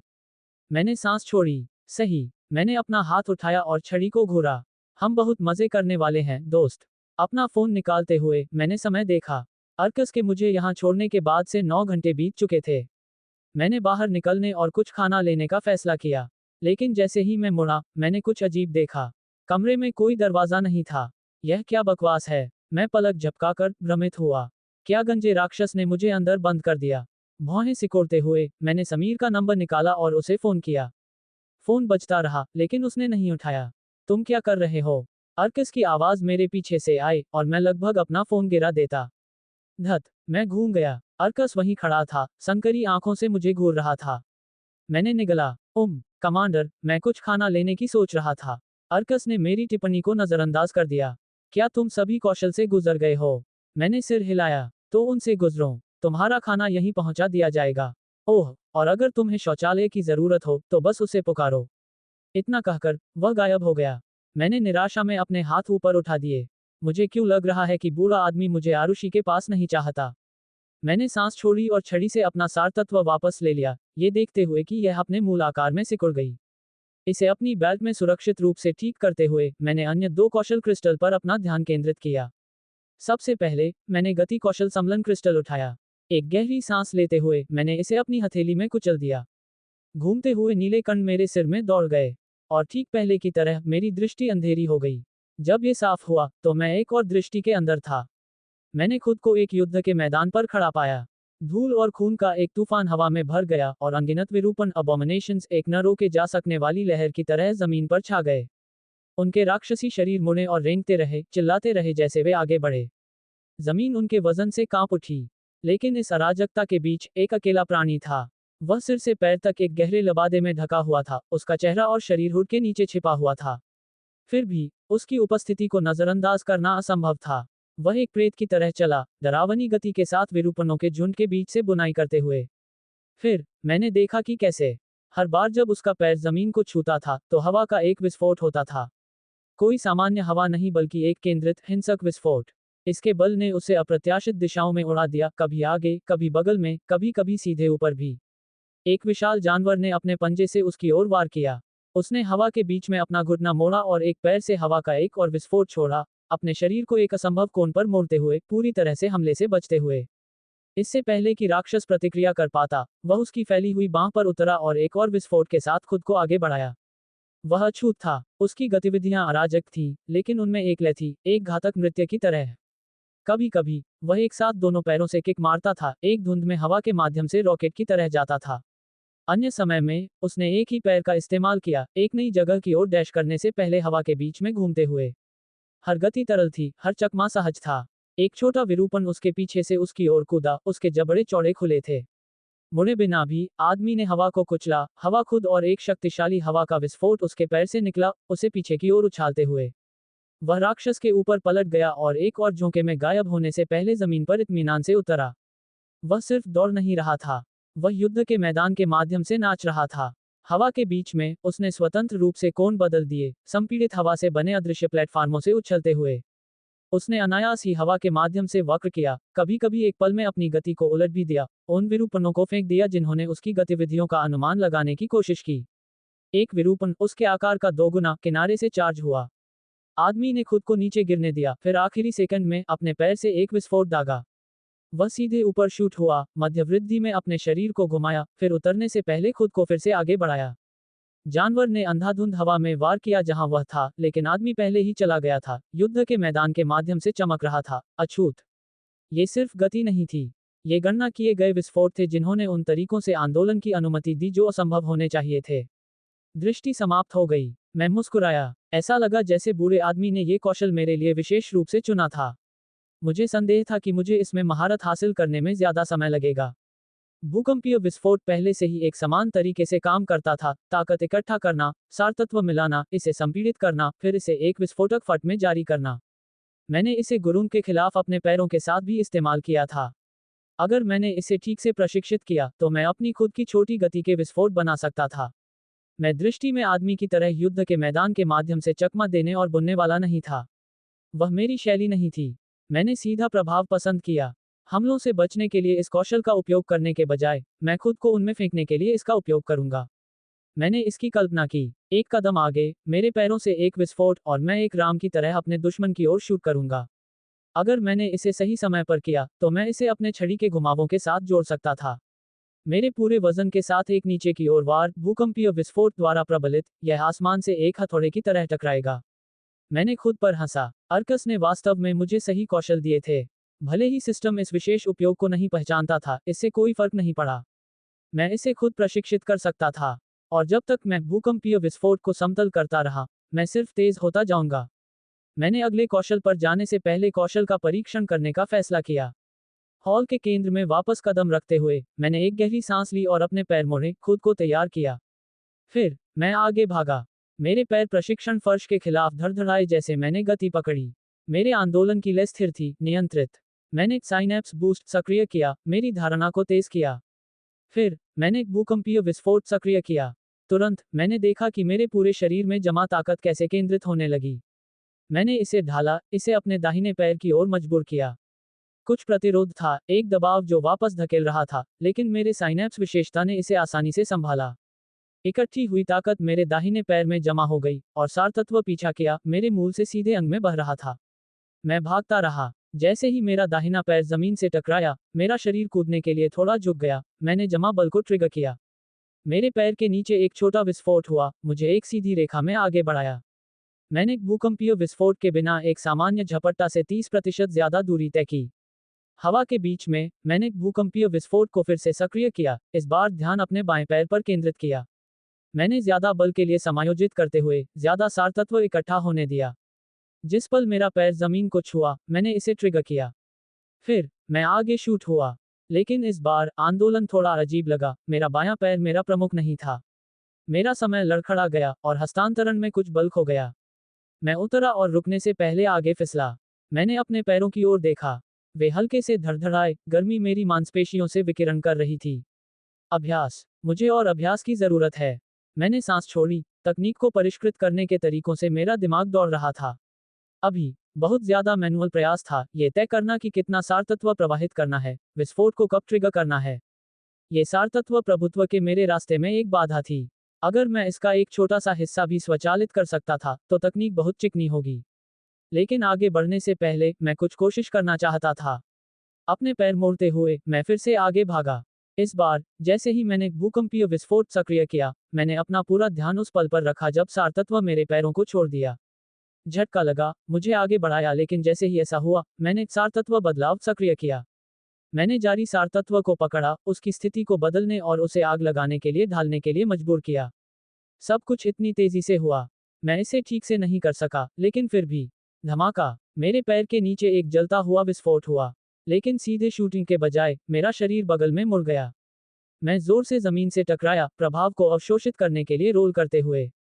धिक्कार है, वह बुरा था, फिर भी, इसने मुझे प्रयोग करने के लिए एक और चीज दी। मैं खुद को ऊपर धकेला, मेरे चेहरे पर एक मुस्कान बन गई। क्या होगा अगर मैंने सार तत्व बदलाव को मेरे शरीर के अंदर ही उत्पन्न सार तत्व पर लागू किया? इसे बाहर क्यों जारी करें और फिर स्थिति बदलें? मुझे उम्मीद है कि मैं खुद को विस्फोट नहीं करूंगा। मैंने अगला सम्लन क्रिस्टल उठाया, जिसमें एक रक्षात्मक कौशल था। मेरी जिज्ञासा चरम पर थी। अर्कस ने मुझे आश्वासन दिया था कि उसे मेरी प्रतिभा के अनुकूल कौशल मिलेंगे। लेकिन जनरेटर के साथ किस तरह की रक्षात्मक क्षमता काम करेगी? कुछ जो मेरे शरीर को मजबूत करता है, या शायद कुछ जो सार तत्व को ही हेरफेर करता है? पता लगाने का सिर्फ एक ही तरीका था। मैंने क्रिस्टल को अपनी हथेली में कुचल दिया। एक पल में, मेरी दृष्टि धुंधली हो गई और मुझे एक और दृष्टि में खींच लिया गया। फिर, धीरे धीरे, मैंने अपनी आंखें खोली, प्रशिक्षण हॉल में नहीं, बल्कि कहीं और। मैं खुद को एक गुफा के अंदर खड़ा पाया, उसकी दीवारें खुरदरी और असमान थीं। हवा में लोहे और क्षय की गंध थी, खून की गंध से मोटी।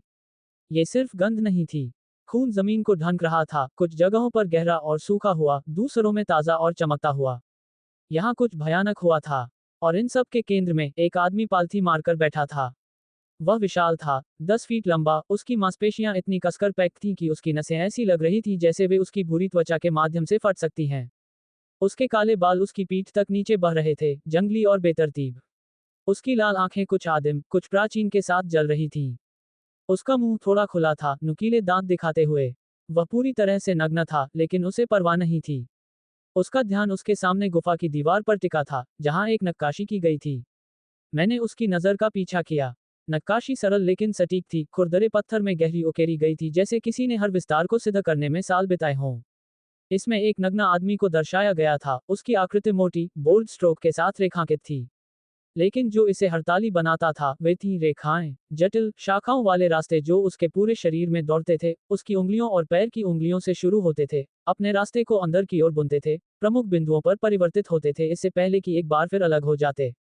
प्रत्येक चैनल को अलग तरह से चिन्हित किया गया था, कुछ पतले और तेज थे, एक पत्ती की नाजुक नसों की तरह उकेरे गए थे, जबकि अन्य मोटे थे, आकृति के पत्थर के मांस में गहराई से उकेरे गए थे। रेखाएं मांसपेशियों के वक्रों का पालन करती थीं, बाहों और पैरों के चारों ओर लपेटती थीं, छाती और पेट के पार पार करती थीं, कंधों और कूल्हों पर विभाजित होती थीं, और सिर की ओर पहुंचने वाली लताओं की तरह गर्दन को घुमाती थीं। नक्काशी के चारों ओर अतिरिक्त प्रतीक पत्थर में खरोंचे गए थे। कुछ सरल थे, तीरों या बहती धाराओं के समान, जबकि अन्य ज्यादा जटिल थे, प्राचीन अक्षरों या एक भाषा से रुन्स के समान। अगर मेरा अनुमान सही था, तो गुफा के केंद्र में आदमी इस नक्काशी को फिर से बनाने, या शायद आविष्कार करने की कोशिश कर रहा था, और खून उसका अपना था। आदमी ने एक गहरी सांस ली और अपनी आंखें बंद कर लीं। फिर, ये शुरू हुआ। सार तत्व का एक स्पंदन उसके शरीर से बाहर निकला और उसकी त्वचा फड़क उठी। उसकी उंगलियां मुड़ी, फिर धीरे धीरे सीधी हो गईं। उसकी उंगलियों पर लाल रंग की एक तेज रेखा दिखाई दी, पतली, लगभग एक खरोंच की तरह। लेकिन फिर कट गहरा हो गया, और खून बह निकला। आदमी नहीं झपका। उसके अंदर का सार तत्व उसके मांस में उकेरा गया, एक चैनल बनाया जो उसकी उंगलियों से शुरू हुआ और फैलने लगा। उसकी बाहों में कंपन हुई, जैसे रेखाएं गहरी होती गईं, उसकी मांसपेशियों के माध्यम से अपना रास्ता उकेरती गईं। खून घावों से बह गया, गुफा के फर्श पर जमा हो गया। मैंने तुलना की कि वह अपने शरीर के साथ क्या कर रहा था। गुफा की दीवार पर नक्काशी से और आदमी ने छवि का पूरी तरह से पालन किया। मैंने अपने जबड़े भींच लिए। ये सामान्य प्रशिक्षण नहीं था। ये कुछ ऐसा नहीं था जिसे कोई सह सकता था। दर्द, यह मेरी कल्पना से परे होना था। वह अपने शरीर को अंदर से उकेर रहा था। लेकिन वह रुका नहीं। वह अपनी हथेलियों पर चला गया, उनके माध्यम से नक्काशी करते हुए, फिर उसकी कलाई, उसकी बाहें। उसके कंधे हिल गए, जैसे रेखाएं उसकी छाती के माध्यम से फैल गईं, गहरी और गहरी करती गईं, एक साथ जुड़ती गईं। घंटे दर घंटे प्रक्रिया जारी रही। उसकी जांघें अगली बार फट गईं, फिर उसकी पिंडली, फिर उसके पैर। खून उसके हर हिस्से से टपक रहा था। उसकी सांस भारी हो गई, उसकी त्वचा फड़क रही थी और बदल रही थी, जैसे उसका अपना शरीर प्रक्रिया का विरोध कर रहा था। फिर अंत में वह रुक गया। रेखाएं बन चुकी थीं। सार तत्व चैनल उसके पूरे शरीर में उकेरे गए थे। एक पल के लिए वह स्थिर रहा, उसका सिर झुका हुआ था, उसका शरीर खून और पसीने से भीगा हुआ था।